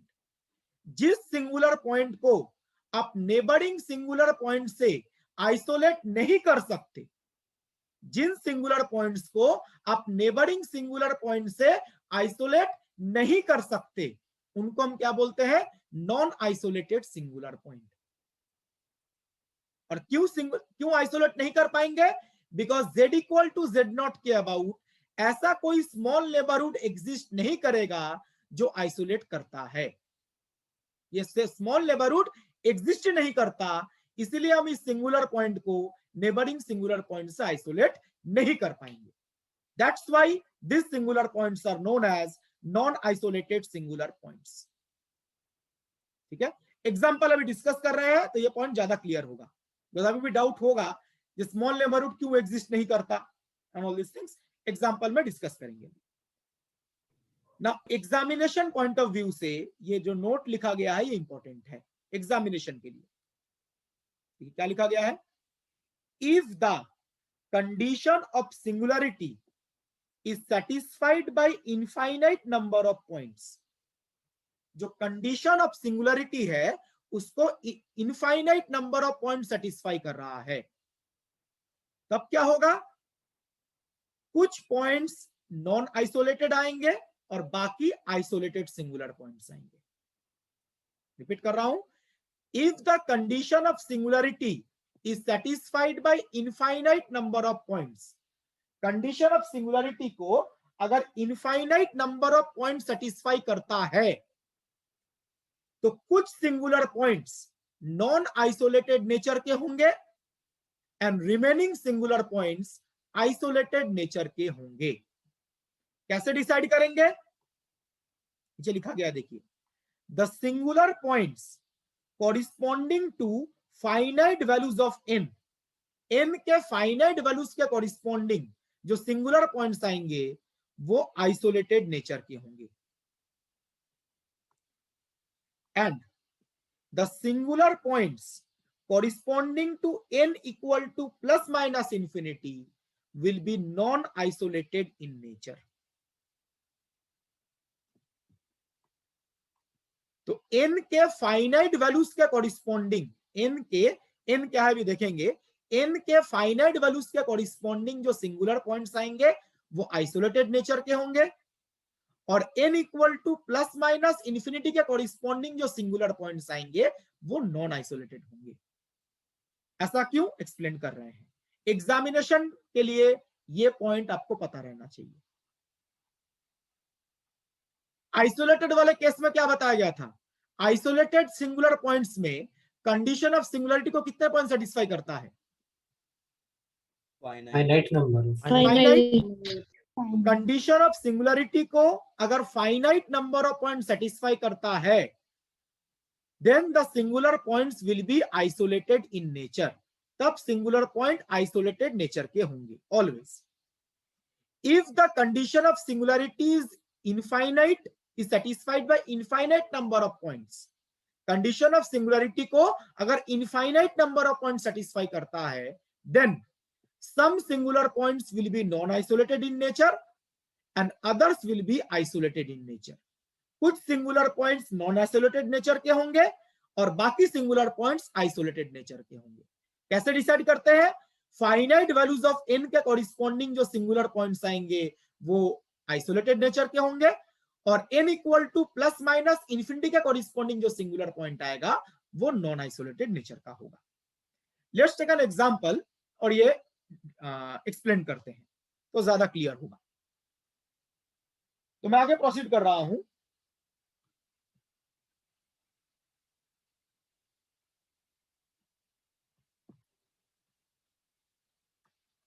Suppose function हमारे पास है cot पाई बाई z. तो tan cot जब रहता है तो हम डिवीजन में लिख लेते हैं. तो इसको आप लिख सकते हो cos pi by z upon sine pi by z. cos pi by z upon sine pi by z. ठीक है, तो फाई बाई जी इस फॉर्मेट का है.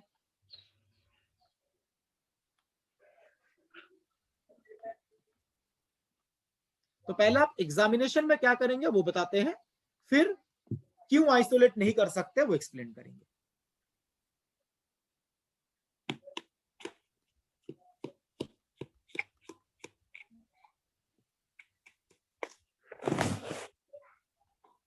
इस माइक को ऑफ रखिए. कोई किसका माइक ऑन है?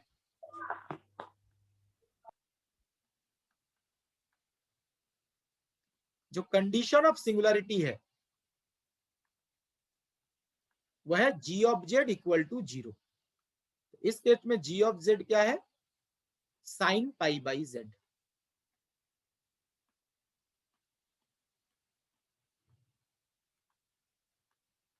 ये 0 होना चाहिए। अब यहाँ पे देखिए sine pi by z, sine theta 0 होने का मतलब थीटा कितना होगा,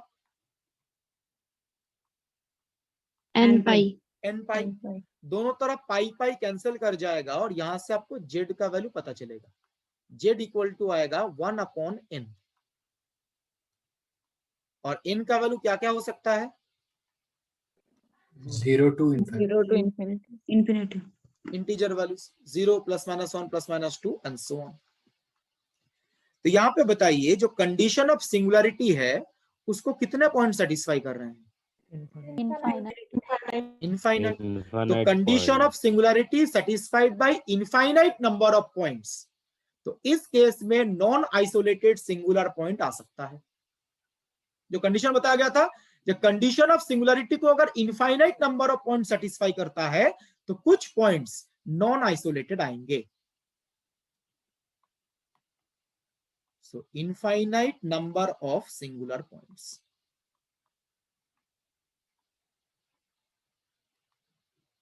तो सिंगुलरिटी के कंडीशन को जब infinite number of point satisfy करते हैं उनमें से कुछ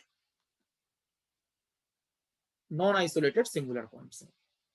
डिसाइड कैसे करते हैं, देखिए क्या बताया गया था, n इक्वल टू ± इंफिनिटी के corresponding for n equal to और n tends to ± infinity, z का वैल्यू क्या होगा बता सकते हैं, 0। तो n टेंस टू ± इंफिनिटी में z 0 होगा। इसको क्या बोलते हैं, isolated non isolated, non isolated. ये नॉन आइसोलेटेड। n का वैल्यू ± इंफिनिटी है तो n के ± इंफिनिटी के कॉरिस्पॉन्डिंग जो z आएगा वो नॉन आइसोलेटेड सिंगुलर पॉइंट होगा।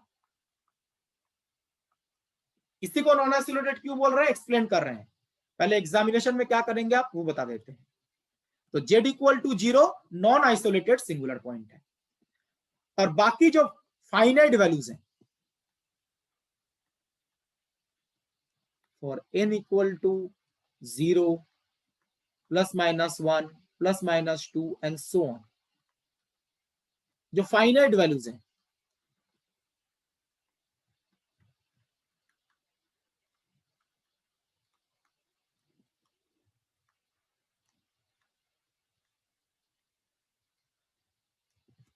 इनके कॉरिस्पॉन्डिंग z कितना आएगा,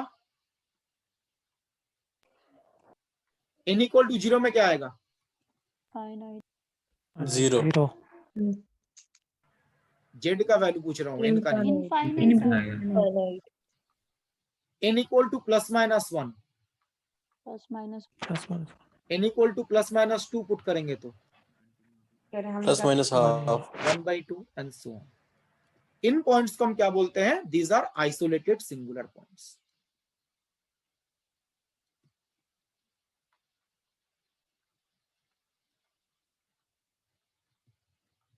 these are isolated singular points. तो एग्जाम में आप ऐसे आइडेंटिफाई करेंगे। First point, condition of singularity को अगर infinite number of point satisfy कर रहा है तभी नॉन आइसोलेटेड आ सकता है। तो यहाँ पे infinite number of point satisfy तो कर रहा है। नाउ n जब ± इंफिनिटी होगा तब जो सिंगुलर पॉइंट आएगा वो होगा नॉन आइसोलेटेड, और n के फाइनाइट वैल्यूज के कॉरिस्पॉन्डिंग जो सिंगुलर पॉइंट्स आएंगे वो है आइसोलेटेड। तो calculation part clear everyone? Sir इसमें फाइनाइट की रेंज कहाँ तक देंगे वैसे? जितने भी फाइनाइट आप लिख सकते हैं, ऐसा कोई पर्टिकुलर लिमिट नहीं है। ये नॉन आइसोलेटेड कैसे आ रहा है, मतलब वो एक्सप्लेन कर रहे हैं, वो अभी बताएंगे, डोंट वरी। ये कैलकुलेशन में कोई डाउट है? नहीं सर। ठीक है, तो एग्जाम में आप लोगों को ऐसे सॉल्व करना है, कौन सा आइसोलेटेड कौन सा नॉन आइसोलेटेड समझने के लिए। अब जो पार्ट इंपॉर्टेंट है, ये n इक्वल टू ± इंफिनिटी के कॉरिस्पॉन्डिंग जो सिंगुलर पॉइंट है इसको नॉन आइसोलेटेड क्यों बोला गया, इनमें क्या स्पेशल है, या जो फाइनाइट वैल्यूज ऑफ n के कॉरिस्पॉन्डिंग सिंगुलर पॉइंट्स आए इनको ही आइसोलेटेड क्यों बोला गया। अब मुझे बताइए, कुछ देर पहले हम सिंगुलर पॉइंट को आइसोलेट करने के लिए क्या ड्रॉ कर रहे थे? सर्कल। सर्कल। और सर्कल का रेडियस कैसे चूज किया जा रहा था? Minimum minimum distance. Minimum distance से कम होना चाहिए। तो हम डिस्टेंस कैलकुलेट कर रहे थे और सर्कल का जो रेडियस है वो इस डिस्टेंस से कम होना चाहिए। अब मुझे एक चीज बताओ, पहले फाइनाइट वैल्यूज की बात करते हैं। For n is equal to 0 plus minus 1 plus minus 1/2 and so on, इनके कॉरिस्पॉन्डिंग जो सिंगुलर पॉइंट्स थे उनको हमने आइसोलेटेड बोला था। तो इनके कॉरिस्पॉन्डिंग देखिए सिंगुलर पॉइंट क्या आ रहा है? इंफिनिटी प्लस माइनस 2 नहीं आएगा सर 1/2 की जगह? ओह सॉरी सर, तो जेड का वैल्यू है। तो plus minus 1 plus minus 1/2 and so on, ये सिंगुलर पॉइंट्स थे। इनको हम आइसोलेटेड बोल रहे थे। क्यों आइसोलेट बनने का मतलब है आप एक सर्कल ड्रॉ करके उन सिंगुलर पॉइंट्स को एक दूसरे से अलग कर सकते हैं। और सर्कल ड्रॉ करने के लिए आपको क्या करना पड़ेगा? डिस्टेंस कैलकुलेट करना पड़ेगा। आप मुझे यहां पे बताइए, इसको अगर हम ड्रॉ करते हैं ऑन द एक्स, ये सारा जेड एक्सिस एक्स एक्सिस पे सपोज, तो प्लस माइनस 1 प्लस माइनस 1/2, इनके बीच में जो डिस्टेंस है सब एक तरफ का ले लेते हैं हम, ठीक है। सपोज ये है x इक्वल टू 0, तो पॉजिटिव साइड में क्या सिंगुलर पॉइंट्स आएंगे? Positive x axis +1 +1 plus half. बिल्कुल, ये z इक्वल टू 0 है और सिंगुलर पॉइंट्स +1 प्लस हाफ। तो सपोज यहाँ पे 1 जो है वो ये है, दिस इज 1। तो 1/2 यहां पे होगा, 1/3 यहां पे होगा। ये अगर हम नेगेटिव साइड में लेते हैं सिंगुलर पॉइंट्स, -1 -1/2 -1/3। आप मुझे बताइए इन पॉइंट के बीच में डिस्टेंस आप कैलकुलेट कर पाएंगे? Distance yes sir. Yes sir. तो इनके बीच में डिस्टेंस आप कैलकुलेट कर सकते हैं। और सर्कल जो आप चूज करेंगे वो रेडियस इस डिस्टेंस से कम होना चाहिए। तो ये जो पॉइंट्स हैं, इन पॉइंट्स के बीच में जो डिस्टेंस है ये आप काफी आसानी से कैलकुलेट कर सकते हैं। और सिंस डिस्टेंस कैलकुलेट कर सकते हैं तो सर्कल ड्रॉ करना भी पॉसिबल होगा। उससे कम ले लीजिए, जो भी डिस्टेंस आता है उससे कम ले लीजिए। जैसे मैंने बोला था सर्कल का रेडियस कितना भी स्मॉल हो सकता है, जितना भी इमेजिन कर सकते हैं। जैसे सपोज आपने n का वैल्यू फाइनाइट लेना है ना, किसी ने बोला मैं n का वैल्यू 1000 लूंगा और नेक्स्ट वैल्यू 1001। इसको मुझे पूछा था ना कहां तक लेंगे फाइनाइट वैल्यू। देखिए अगर आपने n का वैल्यू 1000 लिया, in that case singular point क्या आएगा? सब पॉजिटिव वैल्यू बता दीजिए सिर्फ। 10 to the power -3। 10 to the power -3 मतलब 1/1000 जो है, ठीक है ये आएगा। ये कितना? 10 to the power -3 ना, बिल्कुल सही। दिस मैंने कुछ गलत लिखा, हाँ दिस वन, ठीक है। और 1001 के लिए कितना आ रहा है सिंगुलर पॉइंट? कैलकुलेटर यूज कीजिए। 1 + 2 0.00099। बिल्कुल, ये आपका चेक करके देखिए, ये आएगा 0.99 इंटू 10 to the power -3। ठीक है, तो हमने n का यहाँ पे काफी लार्ज वैल्यू लिया, 1000 1001, तो ये दो सिंगुलर पॉइंट्स आ गए। अब मुझे बताइए इन दोनों के बीच में जो डिस्टेंस है ये क्या आप मेजर कर पाएंगे? नहीं सर। बिल्कुल कर सकते हैं। डिस्टेंस आपका स्मॉल होगा लेकिन कैलकुलेट तो कर सकते हैं ना। हाँ सर, कर हो सकते हैं। जाएगा 10 to the power। तो इनके बीच में जो पॉसिबल डिस्टेंस है है, सर, पॉसिबल है। फाइनाइट बिल्कुल हाँ सर ये होगा Possible है sir. 0.01 into 10 to the 0.1 power -3, मतलब बेसिकली आएगा 10 टू द पावर -5, ठीक है ना। जी सर। तो ये डिस्टेंस स्मॉल तो है, लेकिन आप मेजर तो कर सकते हैं ना। Yes sir. कोई भी प्रोग्रामिंग, कोई भी कैलकुलेटर हो, उसमें क्या 10 टू द पावर -5 तक कैलकुलेट नहीं होता? होगा होता है सर। होता है। हो जाता है सर। स्मॉल तो है बट कैन बी मेजर्ड, इसको मेजर कर सकते हैं मैनुअली, कैलकुलेटर से, प्रोग्रामिंग से, या कोई भी एक्सपेरिमेंट करते हैं तो इसको आप ऑब्जर्व कर सकते हैं इस टाइप के वैल्यूज को। तो स्मॉल है तो मेजर तो कर सकते हैं। तो इस केस में अगर आपको इन दोनों पॉइंट्स को आइसोलेट करना है तो जो सर्कल चूज करेंगे उसका रेडियस कितना लेंगे? 10⁻³ से कम, -5 से कम। से भी कम। कोई दिक्कत थोड़ी ना है, बिकॉज कितना भी स्मॉल कंसीडर कर सकते हैं ना हम, इतना भी स्मॉल कंसीडर कर सकते हैं। तो 10 टू द पावर -5 से कम, जैसे किसी ने बताया 10 टू द पावर -6 ले लीजिए। तो सर्कल कितना भी स्मॉल आप इमेजिन कर सकते हैं। यहाँ पे डिस्टेंस स्मॉल है लेकिन उसको आप मेजर कर सकते हैं। तो सर्कल जो आप चूज करेंगे उसका रेडियस उससे कम ले लीजिए। और सिंस सर्कल ड्रॉ करना पॉसिबल है तो इन दो पॉइंट्स को आप आइसोलेट भी कर पाएंगे। सिंस आप सर्कल ड्रॉ कर सकते हैं तो इनको आइसोलेट करना भी पॉसिबल है। तो इसीलिए इनको क्या बोलते हैं, आइसोलेटेड या नॉन आइसोलेटेड? आइसोलेटेड। आइसोलेटेड। +-∞ को आइसोलेट नहीं करता। क्यों नहीं कर सकते? मैं यहाँ इसकी किसकी बात कर रहे हैं, इस इंफिनिटी की या एन वाले वैल्यू की? +-∞ की बात कर रहा हूँ कि वो इम्पॉसिबल है उसका जानना। राइट।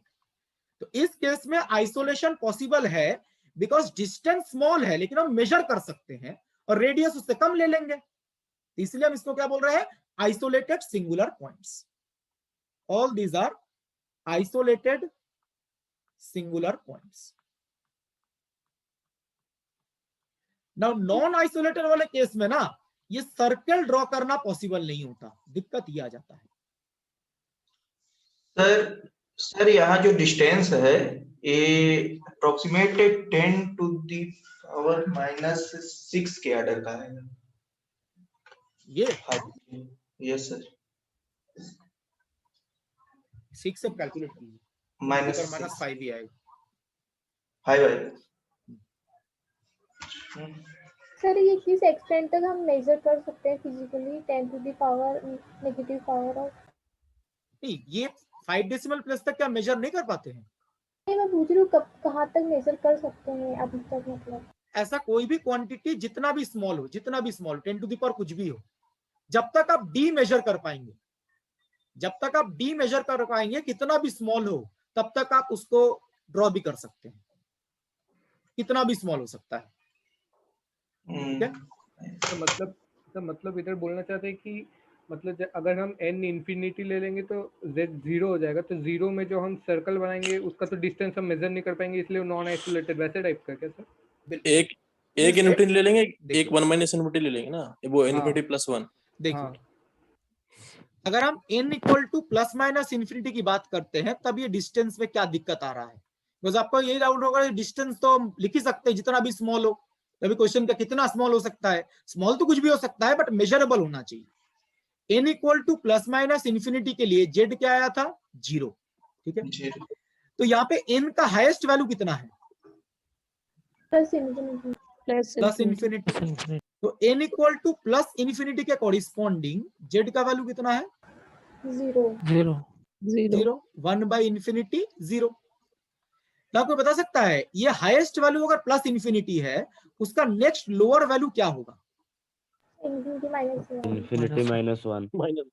ऑब्वियसली ∞-1 भी इन्फिनिटी होता है, लेकिन फॉर अंडरस्टैंडिंग पर्पस में लिख रहा हूं समझाने के लिए। तो z = क्या होगा, 1/∞ -1, ये भी क्या हो जाएगा, 0। ∞-1 को भी हम इन्फिनिटी लिखते हैं, ठीक है। तो 1/∞ -1 भी 0 हो जाएगा। लेकिन ध्यान रखिएगा यहां पे ना ये दोनों पॉइंट इक्वल नहीं है, इनके बीच में कुछ ना कुछ डिफरेंस है लेकिन वो मेजर नहीं कर सकते। क्यों बोल रहे हैं डिफरेंस है? अब मुझे बताइए z इक्वल टू क्या था? 1/n। तो n का वैल्यू अगर डिक्रीज करता है तो z का वैल्यू इंक्रीज करेगा, इंक्रीज करना चाहिए। ठीक है, अब यहां पे जब आप इन्फिनिटी से इन्फिनिटी -1 में जा रहे हैं तो n का वैल्यू डिक्रीज कर रहा है, इंक्रीज कर रहा है? डिक्रीज कर रहा है सर। डिक्रीज तो कर रहा है ना बाय 1। तो n का वैल्यू अगर डिक्रीज करे तो z का वैल्यू इंक्रीज करना चाहिए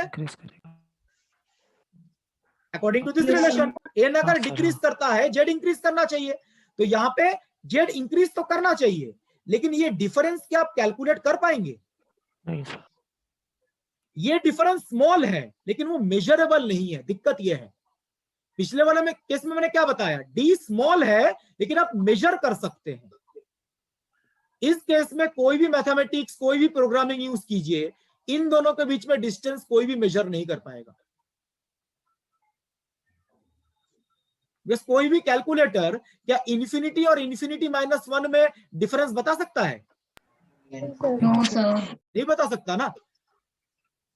अगर आप एंटर करते हैं तो थोड़ी ना बता पाएगा वो, कुछ भी नहीं आंसर देगा वो।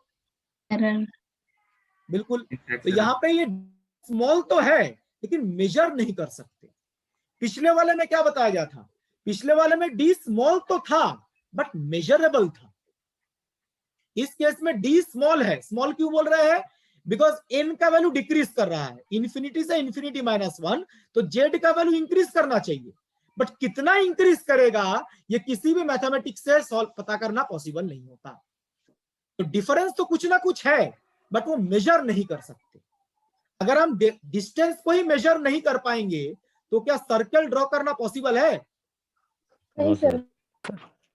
It is not possible to draw the small circle.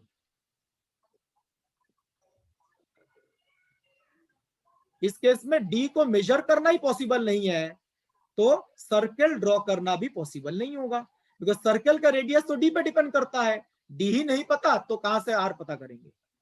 और सर्कल ड्रॉ करना पॉसिबल नहीं होता। दैट मीन्स जो हम स्मॉल नेबरहुड की बात कर रहे थे वो एग्जिस्ट ही नहीं करता। तो small neighbourhood does not exist. तो क्या इस केस में आइसोलेट करना पॉसिबल होगा? No sir. No sir. होगा ही नहीं, बिकॉज डिस्टेंस ही मेजर नहीं कर पा रहे हैं। डिस्टेंस मेजर नहीं कर पाएंगे तो सर्कल नहीं ड्रॉ कर सकते। सर्कल नहीं ड्रॉ कर सकते तो नेबरहुड एग्जिस्ट ही नहीं करेगा जो स्मॉल नेबरहुड है, तो आइसोलेट करना ही पॉसिबल नहीं है। तो इसीलिए यहां पे z इक्वल टू 0 को क्या बोला जाएगा? Non isolated singular point.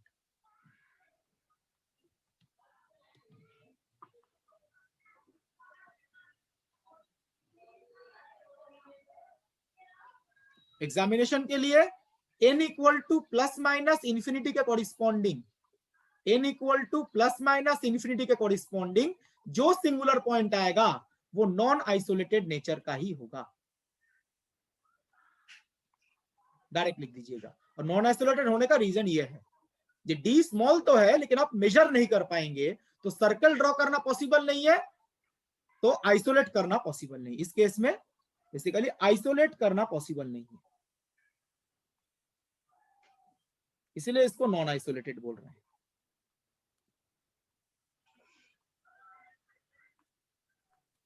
आगे पढ़ाओगे? तो आज का लेक्चर यहीं पे खत्म होता है। किसी को कोई डाउट है तो पूछ सकता है। स्लाइड शो कर दो सर। ये z इक्वल्स टू 0 जो बन रहा है सर लास्ट स्लाइड में, n एक और सर, एक और जीरो कहां पे बन रहा था? हाँ नहीं sir, z is equals to infinity बन रहा है सर, n इक्वल्स टू 0 के करस्पॉन्डिंग। सर अगर ये सर सिंगुलर पॉइंट होगा? बिल्कुल, z equal to infinity singular point होगा। हाँ यस सर, बिल्कुल होगा। अब देखो अगर आप इनको आइसोलेट करना चाहें, अब देखो ये इन्फिनिटी है, इन्फिनिटी और 1 के बीच में डिस्टेंस कितना है? इन्फिनिटी। तो इन्फिनिटी और 1 को आइसोलेट करने के लिए जो सर्कल आप ड्रॉ करेंगे उसका रेडियस क्या लेंगे? इन्फिनिटी से कम लेंगे ना। हाँ सॉरी सर, वो ऑलमोस्ट। तो कोई फाइनाइट वैल्यू लेंगे, तो Yes, इन sir. दो इनके बीच में डिस्टेंस कितना है, इन्फिनिटी। तो इन दोनों को अगर आइसोलेट करना है तो रेडियस जो है वो इन्फिनिटी से कम लेंगे, मतलब फाइनाइट ले लीजिए कुछ।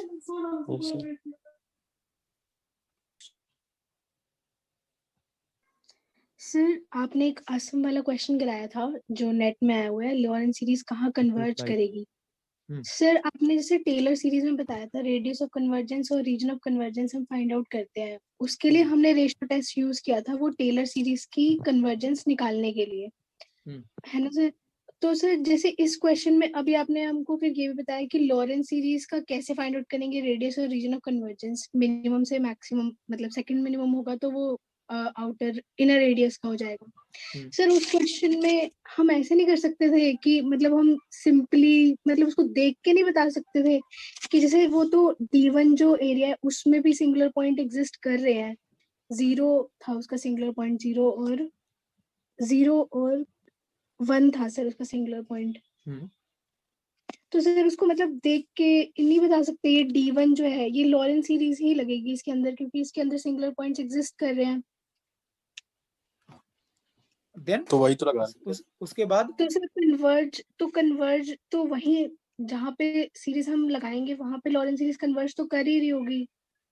लेकिन ये जो लॉरेंट सीरीज है वो किस रीजन का है कैसे पता करेंगे, D1 का है या D2 का है।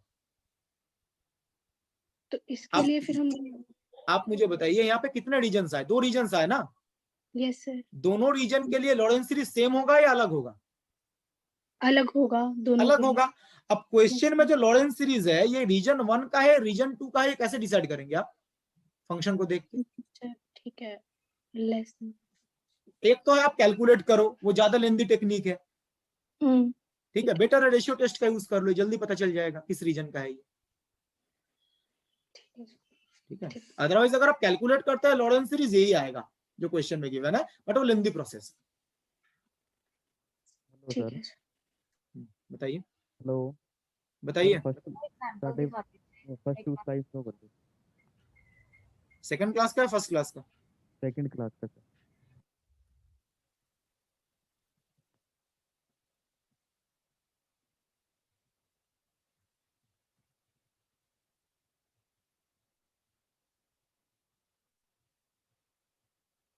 सर बताइए। सर जहाँ पे हमने singular points of complex function किया था वहाँ पे जो एक्सपोनेंशियल वाला पार्ट था +-1/z-z0 के लिए हमने लिखा था कि z0 पे वो सिंगुलर पॉइंट आएगा। बिल्कुल। बट सर अगर माइनस इन्फिनिटी तो 0 होता है, एक्सपोनेंशियल माइनस इन्फिनिटी। अगेन बात है वहाँ पे z कॉम्प्लेक्स वेरिएबल है। अच्छा सर कॉम्प्लेक्स वेरिएबल है इसलिए z0 को मतलब वहाँ पे वो e⁻∞ 0 नहीं होगा। ये हम जब एसेंशियल सिंगुलर पॉइंट डिस्कस करेंगे ना, यस सर, तब हम देखेंगे जो एक्सपोनेंशियल माइनस इन्फिनिटी है ना उसमें लिमिट एग्जिस्ट नहीं करता। मतलब रियल एक्सिस के अलग मूव करेंगे तो अलग रिजल्ट आएगा, इमेजिनरी में मूव करेंगे तो अलग रिजल्ट आएगा, इसलिए सिंगुलर पॉइंट बोल रहे हैं। Okay sir, thank you sir. Sir ये इसी में सर यही पोर्शन में मैंने सर इमेजिन किया था कि अगर यहाँ पे +1/1 + z होगा तो यहाँ पे तो सर ये 1+z में अगर z = -1 रख देंगे तो 1/0 इन्फिनिटी बन जाएगा। बिल्कुल। अगर इसे सिर्फ अगर माइनस से रिमूव कर देना सर तो फिर इसमें हमें सर रेडियस ऑफ कन्वर्जेंस तो इसका सर फिर z = <1 हो जाएगा ना।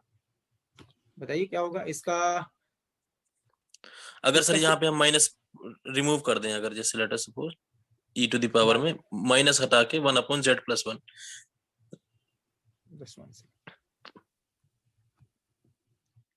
e⁻1/z+1, ठीक है। इसको हमें सर ट्रेडिशनली एक्सपेंड करना है तो सर एक्सपेंड तो हम कर देंगे बट उसमें सर सिंगुलर उसका sir region of convergence sir limited हो जाएगा ना सर। नहीं मुझे नहीं लगता है सर। देखिए चेडी किसके अबाउट एक्सपेंशन कर रहा है पहले बताइए। वही सर लास्ट जैसे किया था -1 के अबाउट, 1 के अबाउट -1 के अबाउट -1 तब चेंज नहीं होगा। तो यहाँ पे सिंगुलर पॉइंट भी क्या है -1। अगर आप डिस्टेंस कैलकुलेट करोगे तो कितना आएगा 0। -1 से -1 का डिस्टेंस तो 0 ही आएगा ना। तो इस केस में इनर रेडियस कितना होगा? नहीं सर -1 के अलावा जैसे कोई दूसरा और आउटर रेडियस इन्फिनिटी। वो जेड नॉट पे डिपेंड करता है रीजन आपका लिमिटेड होगा या नहीं होगा। जेड नॉट अगर आपने यहाँ पे नहीं 1 ही सर, रखा अगर है, हम अंदर जाके ले अंदर जाके ले मतलब इसमें तो 0 टू इन्फिनिटी आएगा। जैसे जेड नोट को अगर सर 1 नहीं तब सर, लिमिटेड जेड नोट को अगर 1 रख ले हम, तब तो होगा ना, वो तो जेड हाँ नॉट तभी चेंज के लिए करने पे सर, रीजन तो चेंज करेगा ही। जैसे जेड नॉट अगर आपने हाँ 1 ले क्योंकि यहाँ लिया, पे सर सिंगुलर पॉइंट आ रहा है। बिल्कुल जेड नॉट अगर आपने 1 ले लिया तो उस केस में देखिए क्या होगा, डी कितना आएगा 1 - 2 आ जाए 2 यूनिट। तो इस केस में क्या Yes, होगा, इसमें टेलर लॉरेंट दोनों आएंगे। Mod sir. Z minus 1 less than 2 और एक होगा 2 टू इन्फिनिटी। तो पहले Yes, वाले sir. रीजन में क्या आएगा, टेलर या लॉरेंट? पहले बारे में तो सर टेलर आएगा, टेलर क्योंकि सर्कुलर डिस्क है, और दूसरे वाले में Yes, sir. लॉरेंट आएगा। तब दो अलग अलग सीरीज बन जाएंगी।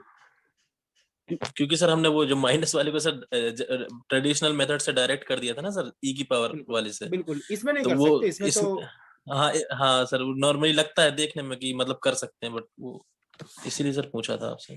ठीक।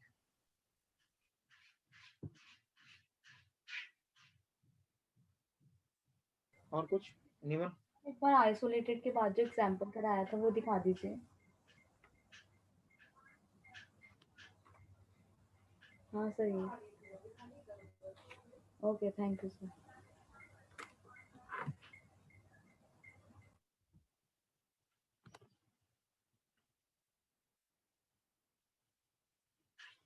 ठीक है, मैं मीटिंग एंड कर रहा हूँ। Thank you very much everyone.